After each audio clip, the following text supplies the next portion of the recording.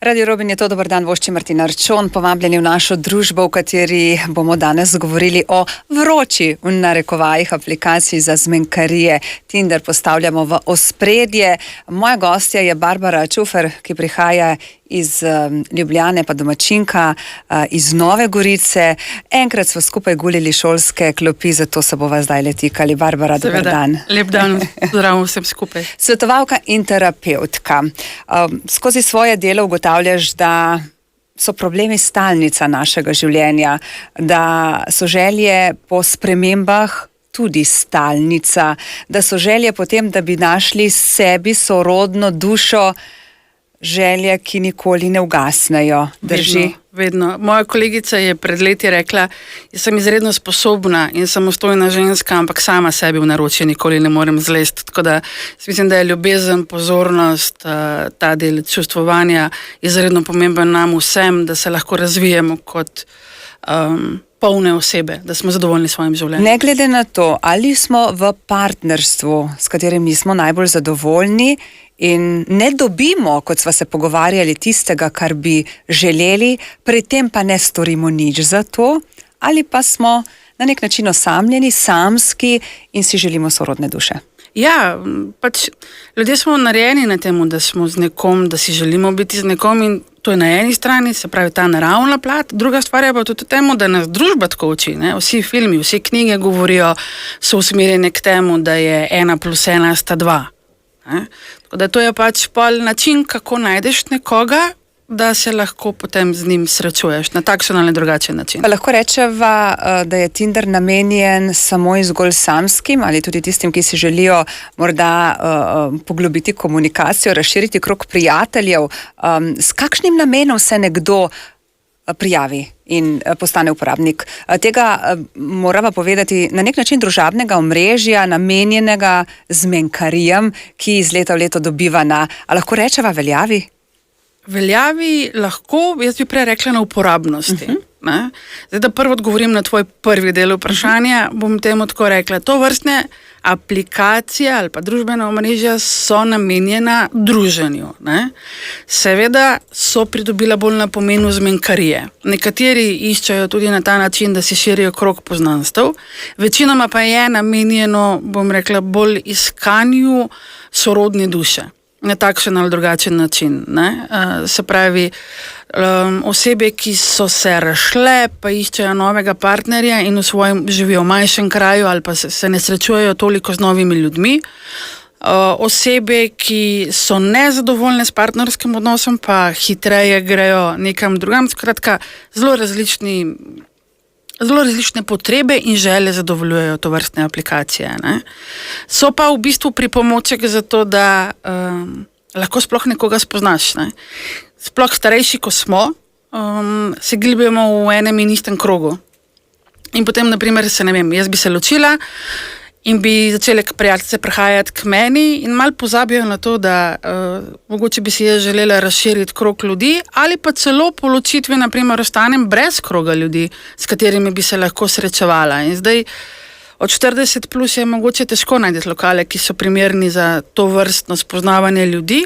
Torej je to eden od načinov, kako lahko poiščeš, spoznaš nove ljudi, s katerimi mogoče boš imel dober stik na tak ali drugi. Tale beseda mogoče, je bila kar krpko poudarjena, zato se bova o tem zagotovo še pogovarjali. Morda pred glasbo samo še vprašanje. Večkrat si omenila leta, 40+, starejši, ločitve in vse te zadeve, ampak na Tinderju so tudi zelo, zelo mladi. Ja, seveda. Mladi uporabljajo Tinder, bom rekla, kot na način, ker so navajeni, bom rekla, digitalizacijo oziroma teh spletnih aplikacij, z manjšim strahom posegajo po tovrstnih pripomočkih oziroma načinih spoznavanja ljudi. Zato jih je po mojem mnenju procentualno tudi veliko več, kot pa osebe, ki so tam od 40 navzgor. Princip je pa isti. Zakaj pa kako pristopajo k temu, je pa pol seveda vprašanje za drugič. Mi smo hodili v Zeleni gaj in Šempas, zdaj se srečujejo na spletnih omrežjih. Prek Tinderja, Barbara, naj bi se vsak dan ustvarilo kar 26 milijonov tako imenovanih ujemanj med dvema osebama, kar nam pove, da je število aktivnih uporabnikov precej visoko. Če bi mene vprašala, bi rekla, da je danes to še vedno tabu tema. Očitno živim v zmoti. Ne, v bistvu ne živiš v zmoti. Treba je ločiti, da Slovenija drugače dojema to vrstne aplikacije, kot jih dojemajo v tujini. Tudi razlog je v tem, da smo mejhni. Mi od iz Gorice do Maribora rabimo 2 uri. To je v Milanu iz enega konca mesta na drugega konca mesta. Pa vsi se skoraj poznamo med sabo, pa rečeš, ojoj, bojo vedeli, da sem na Tinderju. To je ta zadeva. Tako da je ta strah, kaj bo ljudje rekli in kaj si bojo mislili. Tu morava reči nažalost. Ja, tukaj je nažalost. Zaradi tega, ker se res obremenjujemo za stvarmi, ko v principu se nimamo z njimi za obremenjevati. Ljudje bojo opravljali, to se moramo zavedati. A bom delala dobro, bojo opravljali, bom delala slabo, bojo opravljali, torej bom delala tako, kot jaz mislim in me bojo opravljali. Rešena zadeva. Jaz se spomnim, ko sem diplomirala in me je klicala moja prijateljica z Gorice in je rekla, ti nameravaš priti nazaj v Gorico?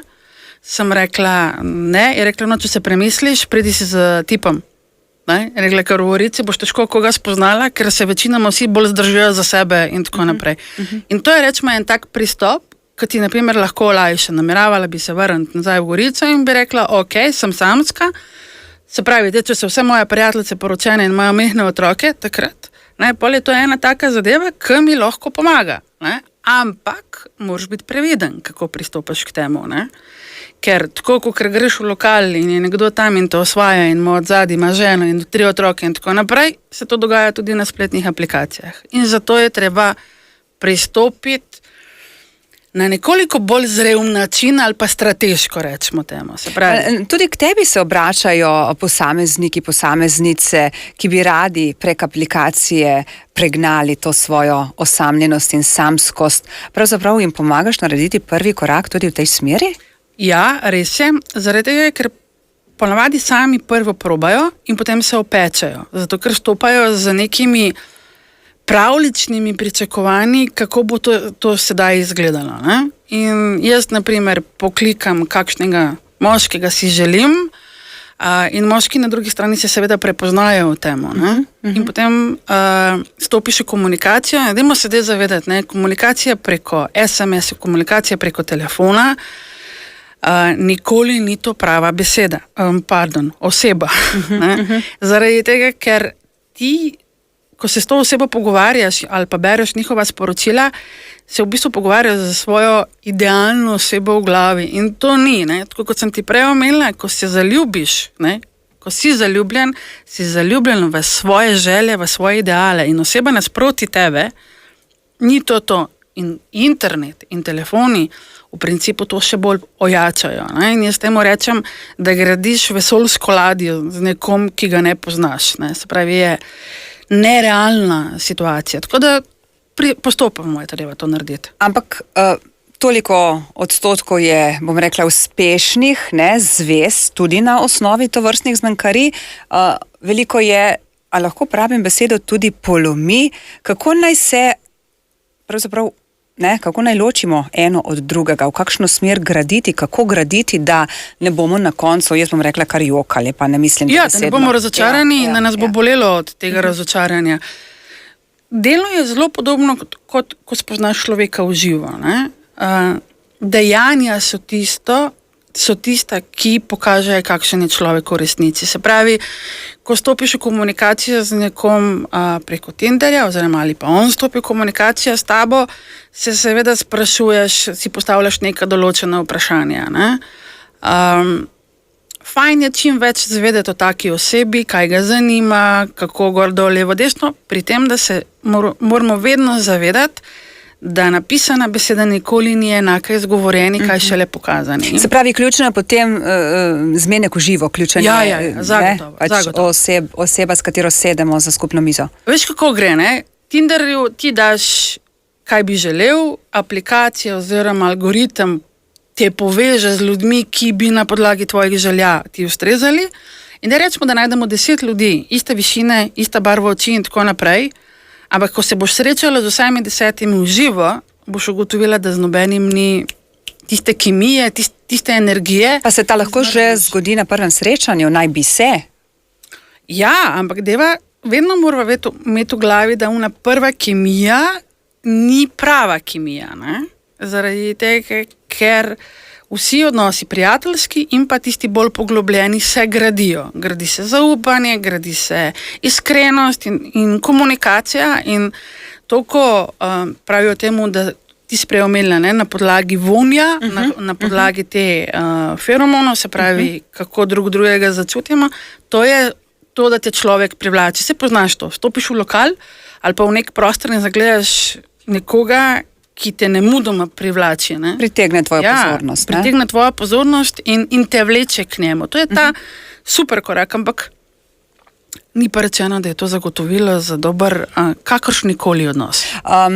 Na blogu oziroma v blogu si napisala, da v današnjem času je vse težje najti posameznika, ki ni preizkusil teh orodij, danes govoriva o Tinderju, ki so del našega življenja že več kot desetletja. Če bi mene vprašala, bi rekla, da je to še vedno tabu tema. Sicer se ruralno verjetno loči od urbanega okolja, tudi kar se teh, bom rekla, aplikacij tiče. Pa vendar, kako naj se človek znebi misli, kaj bojo rekli drugi, če me vidijo na Tinderju, oziroma to je danes realnost? Ja, jaz mislim, da štartamo iz tega tvojega drugega dela in to je danes realnost. Prvo kot prvo je stvar v temu, da se moraš pregledati okolje, v katerem živiš. Ne? In če vidiš, da nimaš možnosti spoznavati drugih ljudi, je to pač dober pripomoček, da se tega lotiš. Pa se moraš morda na začetku, Barbara, oprosti odgovoriti na kakšno vprašanje. Se pravi, sem jaz primerna oseba, da uporabljam Tinder? Zakaj pa ne?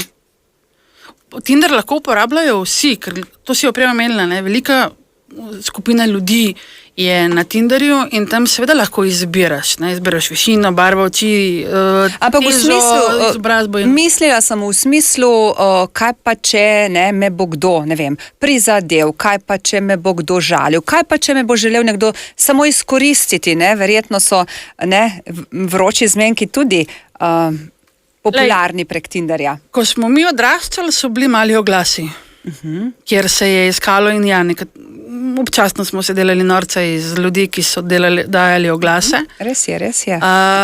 To se je zdaj digitaliziralo. V svoj čas smo imeli stacionarni telefon, zdaj imamo mobilni telefon. Torej je potrebno gledati na to aplikacijo, da je to pač modern pristop. Ni fajn, zaradi tega, ker je hladen na začetku. Ker ne veš, koga imaš na drugi strani in obstaja mnogo vprašanj. Ampak jaz mislim, da je točno ta zadeva v temu, da če se obremenjujemo s tem, kaj bojo vsi ostali rekli o nas, bomo na koncu sami. In je treba ojačati sebe v smislu tega, pomembno je moje življenje, jaz želim to in me ne zanima, kaj bojo ostali rekli, ali pa si narediti, jaz temu rečem, varnostno mrežo. Prijaviti se na Tinder in okrog sebe imeti ljudi, s katerimi se lahko o tem pogovarjaš in ki te ne bojo obsojali. To pomeni, da imaš prijateljca ali pa prijatelja enega ali dva, ki mu rečeš, to pa to, tudi zaradi tega, da lahko se z nekom pogovoriš, s kom se virtualno srečuješ. In se mogoče izogneš nekim lastnim iluzijam oziroma napačnemu razmišljanju oziroma pričakovanjem in so potem razočarane veliko manjša. Je Tinder neke vrste loterija? Pa ne bi rekla, da je Tinder loterija. Jaz mislim, da je Tinder samo pristop najti nekoga, ti pa rabaš trezen način, kako boš to naredil. To je podobno kot učenje kolesa. A veš, ti dobiš kolo in si ful vesel. In bolj te je strah, ker boš padel. In kako se boš tega naučil? In greš prvič gor in skoraj padeš. In greš drugič in skoraj padeš. Ampak vsakič znova se pobereš. In greš naprej, dokler ne poskušaš. In to je bistvo Tinderja. To je ista zadeva. Ne jemlješ osebno. To je prva stvar. Nobene zavrnitve, nobenih žaljivih pripomb, če slučajno pridejo, ne jemlješ osebno. To jemlješ kot, jaz vedno rečem, pejte se zabavati. To je tako kot flirtanje v gostilni ali pa v lokalu, kjer ne boš šel z njim domov, ampak se zabavaš, se spoznavaš in če ti ni v redu, rečeš hvala, adijo in greš. In enak način je tlele. Tako da je to učenje kolesa z namenom zabave. Ampak fajn je, da si vseeno prej odgovoriš na določena vprašanja. Prejle si mi rekla, predvsem, koga iščemo, kakšnega partnerja si želimo.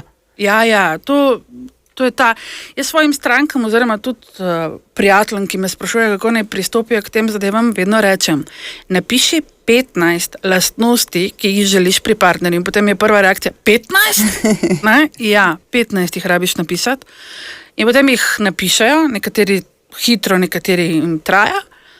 In potem niso nič kaj veseli mojega naslednjega nasveta oziroma navodila. In to je, črtaj prvih 5, ki ti niso toliko pomembne. To še gre.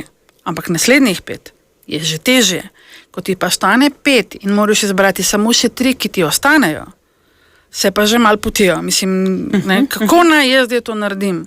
In na koncu, ko jim rečem, da pa naj ti ostane samo še 1. In potem pogledaj, kaj v principu iščeš pri človeku.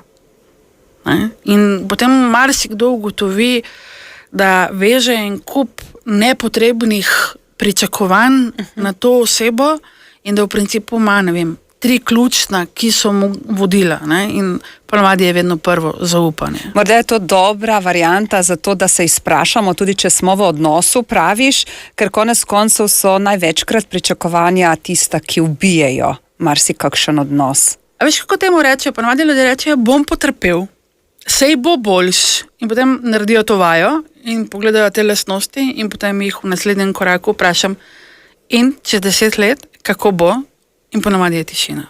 Medtem ko obstaja več razlogov, Barbara, ki nas spodbujajo k uporabi teh aplikacij, imajo te aplikacije tudi psihološko enako moč.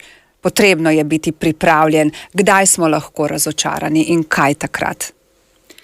Razočarani smo takrat, kadar verjamemo na vsako besedo, ki nam jo oseba pač pove. Če smo naivni potem takem? Ja, po domače povedano smo naivni. Ja. Razočarani smo takrat, kadar prehitro sklepamo, kakšna je ta oseba in ne počakamo na dejanja. Ne? Ker, na primer, napisali bojo, sem vedno v oporo. Ne? Dobro, vzameš v zakup, da ni vedno tam, ampak potem ugotoviš, da ta oseba nikoli ga ni tam, ko ga potrebuješ, vedno ima nekaj izgovore in tako naprej. Tako da razočarani smo takrat, kadar ne odgovorijo na naša sporočila. Ker jim ne odgovorimo tisto, kar bi oni želeli in potem nimajo niti toliko poguma, ker to ni vaša napaka, to ni napaka osebe, ki pošlje sporočila, ampak nimajo poguma, da bi odgovorili nazaj, da jih stvar ne zanima. Preveliko število zmenkov lahko tudi postane obremenjujoče. Seveda, to sem ti glih prej omenila. Jaz pravim, da je Tinder lahko tudi kot trgovina s čipsom. Ti prideš prvi dan v trgovino in vzameš eno vrsto čipsa, ki ti je bil sicer zelo všeč, in naslednji dan prideš v trgovino, bi želel probati drugo, ker je ponudba velika. In imamo vedno občutek, da za vogalom nas čaka nekaj boljšega, bolj zanimivega. Ampak to je nažalost, mislim, da postalo že del našega življenja. Zaradi vse te hitrosti in zaradi vseh teh informacij, ki jih imamo, smo postali nepotrpežljivi, ki se pri Tinderju še posebno kažejo. Čeprav mi je zadnja kolegica razlagala, v Londonu oziroma v tujini je nekoliko drugače. Se pa že po drugem zmenku pričakuje ali pa tretjem, da se nekako dogovorita, ali bo ta veza nekam peljala v bolj poglobljeno ali ne. Jaz sem iskreno rekla, da če bi meni nekdo na tretjem zmenku, če bi moj aktualni partner mi na tretjem zmenku začel spraševati te zadeve, midva ne bi bila skupaj. Ker rabiš čas, in se ne morem po tretjem zmenku. Ampak je odvisno od človeka, koliko časa rabi, ne?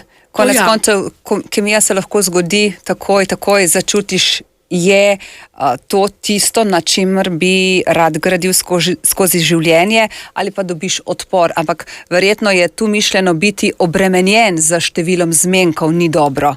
Obremenjen število zmenkov ni dobro. To zagotovo ne. Ker če gre po tem sistemu, po 5. zmenku se me lahko dotakne, po 10. zmenku me lahko poljubi, pa to nikamor ne pelje, ker ni spontanost. Se pravi, racionalnost ne more igrati, ne? Pa tudi, če je tukaj aplikacija glavne igre. So čustva še vedno tu, so občutki še vedno tu, je poslušanje sebe še vedno tisto, kar naj bi pretehtalo. Mislim, primarno poslušaš sebe. Nekaj, kar ti govori, da bi lahko bilo, greš noter, se prepustiš, se predaš, Ampak Barbara, glej, pol. če si razočaran prvič, drugič, tretjič, četrtič, tudi prek Tinderja, kako naj se prepustiš in predaš? Verjetno imaš vedno več zavor. Kaj meniš? Ja, zato pa pravim, da so ti prvi koraki pomembni. Ne?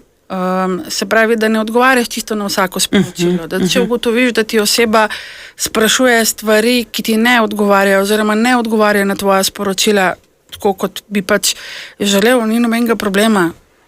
Prekineš komunikacijo. Moje osebno mnenje je sicer, da sporočiš, hvala, me ne zanimaš, ne? Da je ta vljudnost komunikacije še vedno ostaja. Lahko pa se poslužuješ tega, kar pač aplikacija omogoča, in to je, osebo blokiraš in pač to je to. Ko prekineš zvezo, pravijo, ne hiti v novo. Počakaj, ne, vzemi si čas za, ne vem, žalovanje, za to, da se opolnomočiš, greš naprej. Enako velja tudi pri Tinderju, ne iz zmenka na zmenek ali celo več zmenkov hkrati. Kaj meniš? Pa jaz mislim, da je to stvar posameznika. To je prva zadeva. Jaz bi mogoče v fazi, ko širim poznanstva, se pravi, ko ni še nič tako zelo konkretnega, celo osebno imela več komunikacij, zaradi tega, da tudi vidiš, kako drugi ljudje komunicirajo, sploh če si nov. To je prva zadeva. Potem pa, če se nekomu jameš, začneš krčiti to količino ostalih ljudi, s katerimi si v komunikaciji. Vprašanje se seveda potem tudi postavi, ko greš prvič na kavo, kaj se zgodi, kako se zgodi, ne? Ker tukaj se pol pojavi ta problem čipsa. Ne? Aha, ta je super, ne? Ampak kaj če? In marsikdo ne zna potem iz Tinderja doliti. Ampak tukaj pride pa pol na področje komunikacije, pogovora, kaj en pričakuje, kaj drugi pričakuje in kako boš potem tudi te stvari zapeljala naprej. Kakšen profil ljudi se največ prijavlja na Tinder? Imaš ta podatek morda? Vsi. Jaz nimam tega podatka, da bi rekla statistično, ampak kolikor vidim, je zelo različen profil. In iskreno še najbolj kompliciramo praviloma ljudje z višjo izobrazbo, ker imamo po mojem mnenju prav ta strah ali pa neka taka pričakovanja, ki so zgrajena na poziciji, ki jo imamo. In potem nas to drži bolj nazaj. Potrebno biti previden, Barbara Čufer, potem, ko se odločimo in gremo na Tinder. Opozorila so različna, potrebno je dobiti neke osnovne informacije, ne pa naslepo raziskovati in ne poskušati priti v osrčje dogajanja. Kakšen nasvet vedno prav pride, tudi tvoja izkušnja je tukaj dovolj zgovorna, nekateri se obrnejo k tebi po pomoč, spet drugi ne, pa vendar na kaj biti pazljiv, previden. Zakaj? Mislim, v prvi fazi je to, če se odločiš vseeno, oziroma ko se odločiš, da greš na Tinder kot aplikacijo, je fajn pridobiti neke informacije od ljudi, ki jih že uporabljajo, zato ker Tinder ima neke svoje zahteve, če nimaš fotografije, ki bi jasno pokazala, kdo si, se pravi tvoj obraz in tako naprej, da ga poskušaš malo zakriti, potrebuješ potrditi svojo istovetno, se pravi, kdo si, in če tega ne narediš na pravi način, dobiš doživljenjsko prepoved uporabe aplikacije, kar pomeni, če se ponovno odločiš za takšen pristop, nov telefon in nova telefonska številka. Okay. To je taka tehnična zadeva, predno greš gor, je fajn, da se s kom pogovoriš, da ti pove, če nimate nikogar, ki bi to uporabljali, ali pa vam je nerodno, je veliko informacij na netu. Prva zadeva. In druga zadeva je, o tem se ogromno govori na splošno že, da družbena omrežja te zasvojijo. Ja, lepo sem povedala. Te zasvojijo, zato je treba tudi paziti pri tovrstnih aplikacijah, ker ti dobivaš sporočila, ki ti negujejo tvojo dušo. In potem si konstantno na Tinderju in pozabiš, da tvoje realno življenje je tukaj in zdaj in da je to samo pripomoček, ne pa glavno vodilo tvojega življenja. Se pravi, dobro spoznati osebo prek Tinderja je umetnost, marsikdaj lahko gre tudi za zavajanje, ampak to moramo odmisliti, kaj ne? Je pa dobro, da se več časa pogovarjamo, dogovarjamo, zato da se mogoče bolje spoznamo in se šele potem odpravimo na zmenek. To zagotovo. Ni odveč tukaj omeniti tudi te zadeve Šarmerjev na netu je veliko, ki znajo vzbuditi, bom rekla, te romantična pričakovanja in posledično tudi odpiranje naših denarnic. Tega se ne počne. Ne glede na to, kako imate občutek, da to osebo poznate, da ta oseba vas ne more prenesti okrog, ljudem ne dajete nobenih podatkov o svojih bančnih računih, nobenega denarja. Če ga bo potreboval, se bo to pokazalo kasneje. Ne pa v času, ko ste vi na spletu in te osebe sploh še niste spoznali. Se pravi, ni več čas za to, da jamramo, nikogar ne spoznam, nimam kje kogarkoli novega spoznati, če smo samski in bi radi v vezo, pač pa iz cone udobja narediti korak v novo smer, pa kaj? In morda, ne? Mislim, strah je sicer neko gonilo, ki je primerno, da nas zavaruje. Ni pa v redu, ko nas strah prevzame. Ne, se pravi, ali pa nelagodje, kakorkoli že. Podati se v to strezno in jasno glavo in se zabavati z zavedanjem, da je vse skupaj samo virtualno, ki se lahko kasneje preide tudi v realno. Ampak če sva čisto iskrene, nekoga, ki ga spoznaš v soboto zvečer od zunaj, ravno to sem hotla. Mu ne pokloniš srca na pladnju in rečeš, naredi z njim karkoli želiš. Pa tudi ni rečeno, da nekoga spoznaš takole, ne vem, na cesti, v službi, na žuru in je potem to nekaj, kar traja. Enako je pri Tinderju, se pravi, življenje, posebno ljubezen je, nepredvidljiva. Je nepredvidljiva, točno tako. Pa vendar, delaš kot terapevtka, delaš kot svetovalka. Je danes veliko ljudi, ki so samskih, tudi osamljenih? Danes je veliko ljudi, ki so v paru in so osamljeni. To moramo vedeti, zato ker so se ljudje nehali ali pa pozabili pogovarjati. Tudi če si samski, si lahko osamljen, veliko jih je, tako da vsi ti izzivi, ki pač prinaša hiter tempo življenja, se poznajo. No? Kako komentiraš to, da je potrebno najprej zgraditi zdrav odnos do sebe, šele potem poiskati sebi sorodno dušo? Jaz mislim, da je super, če delamo na sebi v smislu temu, kdo smo, kaj želimo, kaj pričakujemo in potem smo ena taka celota in znamo tu tudi jasno skomunicirati, reči ne, reči ja in vse te zadeve. Vendar je tale moderno razlaga biti celota, se prevesla v to, da se zelo veliko krat zgodi, jaz vem, kdo sem in jaz se ne potrebujem prilagajanja. Katerikoli odnos v življenju je potrebno prilagajati, se je potrebno komunicirati, so vzponi in so padci. Obstaja ena zelo lepa knjigica, naslova se točno ne spomnim, gre veliki išče svoj košček sreče, mislim, da gre tako nekako, ali pa sem celo obrnila. Skratka, en trikotnik išče drugo celoto, zato da bo bil izpopolnjen. To je slikanica drugače. In v iskanju te druge celote, ki ga bo on zapolnil, se kotali in postane on sam ena celota. In mislim, da je to taka lepa prispodoba. Ko smo otroci in ko odraščamo, smo košček nečesa, kjer se oblikujemo v neko celoto z izkušnjami in vsemi temi zadevami in super je, če v partnerskem odnosu, pa tudi v poslovnem, najdemo zraven sebe ljudi, ki so svoje celote, s katerimi skupaj gremo skozi življenje, ker je potem to veliko lažje. In noben ga ne dopolnjuješ in noben tebe ne dopolnjuje, ampak si drugemu ena lepa skupnost. Kdo ima ključ do srca, vi ali aplikacija? Ja, pač aplikacija je v zaledju Tinderja, ne? To pomeni, da so algoritmi, to pomeni, da išče neke primerljive osebe, ki bi bile na podlagi tega, kar mi poklikamo, primerna nam. Jaz nikoli ne bi dovolila, da mi aplikacija določi partnerja. Ne? Zato bom jaz rekla, da je srce tisto, ki mi sami smo tisti, ki imamo ključ do nas in mi sami smo tisti, ki izbiramo. To je prva zadeva.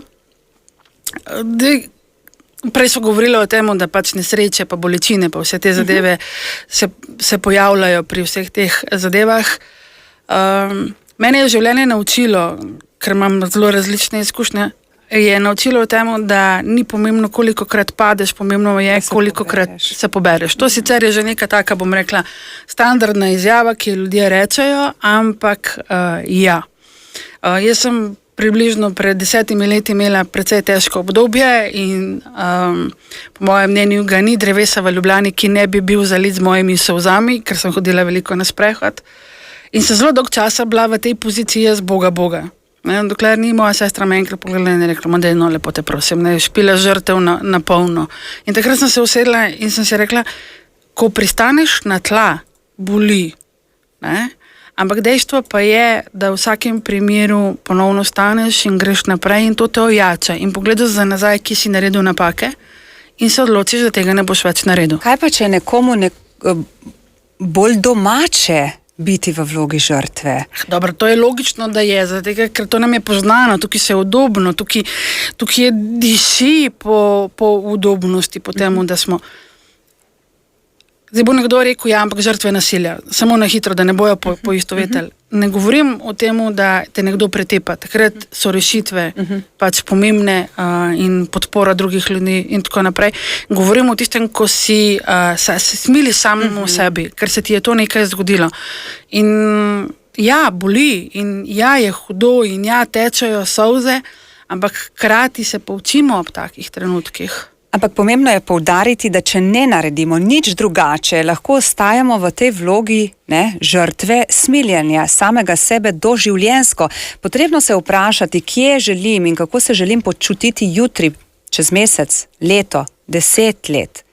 Narediti nekaj drugače. Kje naj človek dobi to moč, da bo si odgovoril na to vprašanje, zbral moč, res naredil nekaj drugače? Je mogoče bil stavek tvoje sestre dovolj, da te je, bom rekla, potisnil naprej? Jaz sem verjetno potrebovala ta stavek. Zdaj ni rečeno, da vsak potrebuje ta stavek. Jaz mislim, da je odločiti se za sebe tisto, kar te pol potegne naprej. Jaz uporabljam velikrat prispodobo, veš, problemi so tako kot bumerang. Imaš majhen problem in bumerang gre in pride mimo in ga ti zignoriraš in rečeš, se bom. In ta bumerang se vrača konstantno. In vsakič, ko pride, je večji in močnejši, dokler te ne potovče. Zatorej, čim prej osvojiti lekcijo. Čim prej osvojiti lekcijo, zato da ta zadeva tok ne boli in če si že tok pač smotan, da tokrat pozabiš oziroma zignoriraš in to naredimo, ko te vrže na tla, rečeš, dost imam, zdaj se bom pa res pobral in bom nekaj spremenil v svojem življenju. Ni enostavno, nikoli ni enostavno, ampak imeti v glavi bolje bo. In to ne jutr, mogoče čez mesec dni. In še eno zelo pomembno informacijo, ki jo dam mojim strankam, beležite se svoje majhne uspehe, ker mi smo vedno fokusirani naprej in pozabimo, kaj je za nami. In potem, ko jim opozorim, kaj vse so naredili, so tako, a res, in to je to. Mi moramo spremljati, kaj smo naredili in se veseliti, kaj nas čaka. Hvaležna sem, da si prišla. Hvala tebi za povabilo. In nas osveščaš in nas boš zagotovo še. Berem tvoje, bom rekla, spletne objave, spletno stran in znanja je res ogromno, tako da bom rekla samo nasvidenje ob drugi priložnosti, drugi temi. Upam, da kmalu Barbara Čufer, domačinka, ki jo pot ta hip vodi spet v Ljubljano, ampak vedno dobrodošla. Hvala lepa za povabilo in seveda za vse nadaljnje sodelovanje oziroma trenutke, ki jih bomo skupaj preživeli. Radio